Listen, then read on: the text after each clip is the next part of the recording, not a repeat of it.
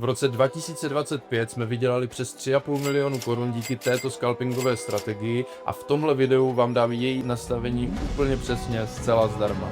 Akorát, že vůbec v tomhle videu se budeme věnovat něčemu trošku jinému, a to právě scalpingu. Scalping u retailových obchodníků a u nějakého ručního obchodování je naprostý nesmysl. Čím nižší časový rámec, tím více šumu, tím více falešných signálů. Proti komu vlastně obchodujete tady na těch nízkých časových rámcích jsou vyloženě velké instituce a hedge fondy, kteří mají market making modely naprogramovaný v nejrychlejších programovacích jazycích, jako je C.